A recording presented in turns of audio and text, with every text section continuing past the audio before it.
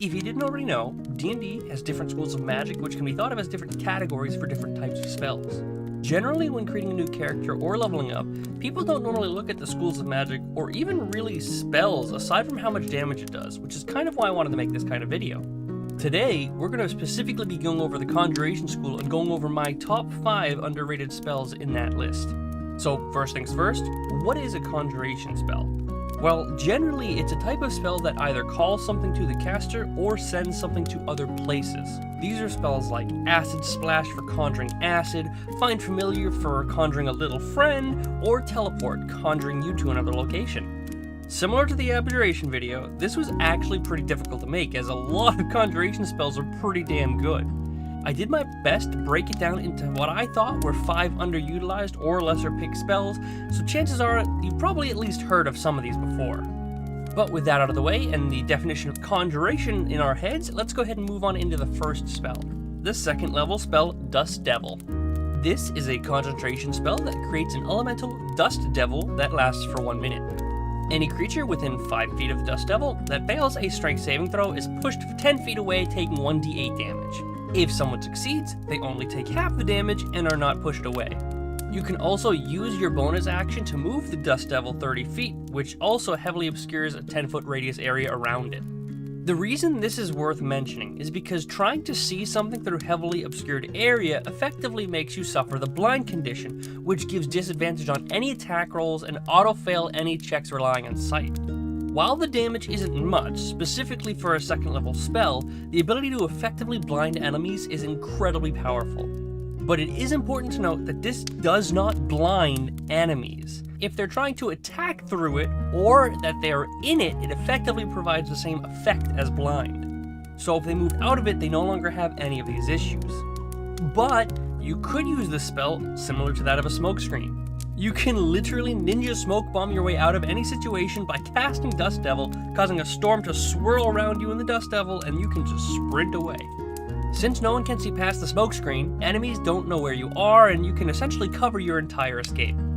And this gets even more value when you're in a tight corridor or something like that, where you can effectively cover the entire corridor in heavily obscured dust storm. This is the perfect example of a spell with multiple uses, and I highly suggest at least taking a look at it. Next, we have the 4th level spell, Secret Chest. If you've watched any of my videos before, you may know that I love this spell. Essentially, it creates a magical chest connected to the ethereal plane that you can summon at any point in time. The chest can contain up to 12 cubic feet of non-living material and can be sent to and from the ethereal plane by simply touching a small replica of the chest and using an action.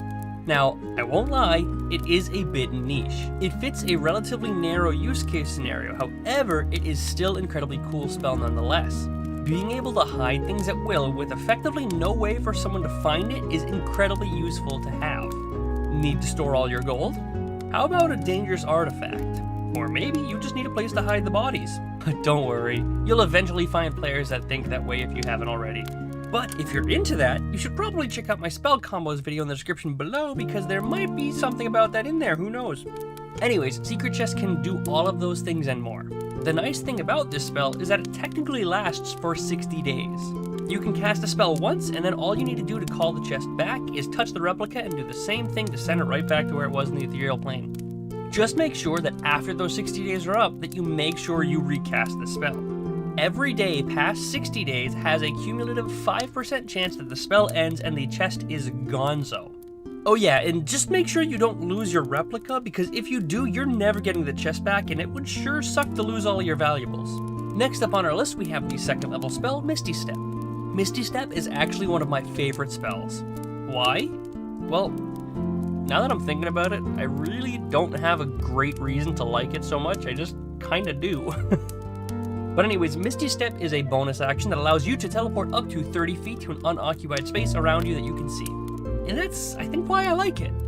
This spell is great for mobility and getting out of places quick. Even if it's just repositioning, Misty Step allows you to navigate a difficult battlescape with ease regardless of terrain. And it's super versatile. Sure, 30 feet isn't exactly a far distance, but since the only thing limiting you is being able to see where you're teleporting to, you're pretty free to do what you like. Misty Step up into a tree, onto a roof or a balcony, or maybe down onto the ground from a dangerous height. Generally, I find that spellcasting in 5e isn't so much limited to the spells, but rather the imagination of the caster. The greater the imagination, the greater the power of the spell cast. But that's actually a topic for another video. Let's move on to our next spell, the second level spell, Web. There's a lot of second level spells in here. I didn't plan that. This spell creates a sticky web. Who would have guessed? The web fills a 20-foot cube, making it difficult terrain and lightly obscuring the area. If a creature starts to turn in or enters the web, it must make a dexterity saving throw or become restrained. If a creature becomes restrained by the web, in order to get out, they need to use an action to make a strength check. The reason I like this spell is because it doubles down on what it does well. Obviously, the main reason of this spell is to get the restrained condition, which reduces the creature's speed to 0, gives disadvantage on all attacks that they make, and gives advantage on any attacks against them. So, it's pretty strong. Even if they succeed on their save, however, they are still in difficult terrain, effectively having their movement speed for that entire turn.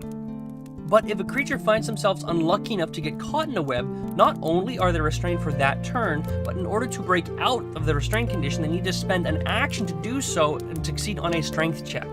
Meaning, even if they break out, they only have their movement and a bonus action.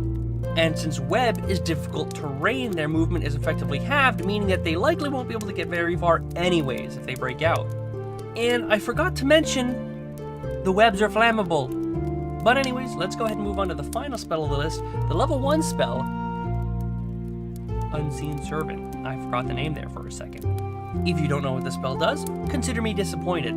Not like parent levels of disappointed, just, oh, well, that's a bummer. But essentially, it conjures an unseen servant that follows you around and follows your commands for up to an hour. The servant can complete simple tasks, interact with objects, however, it cannot attack. Now, the unseen servant is a bit of a noodle arm, and only has a strength of 2, but that's still enough for simple tasks.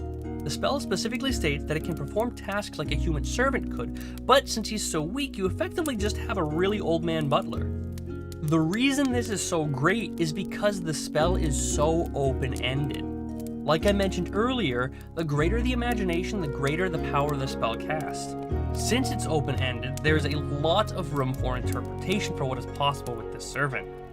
The servant could do things like pull a lever, fold your clothes, push a boulder, or bring down the global economy. The choice is yours. Yeah, okay, you're right. The unseen servant definitely couldn't do one of those. It's much too weak to push a boulder. But anyways, that is 5 underrated conjuration spells in D&D 5e. If you like the content, I have a few other videos like this that I have posted. I put them in the description below for you to check out. Also, I would love to hear what other spells you think are underrated, whether or not they're conjuration, abjuration, transmutation, whatever. I love reading comments, almost always reply, and who knows, I might even feature them in the next video. But with that all being said, thank you all very much for watching. I hope you all enjoyed, and we will see you on Friday.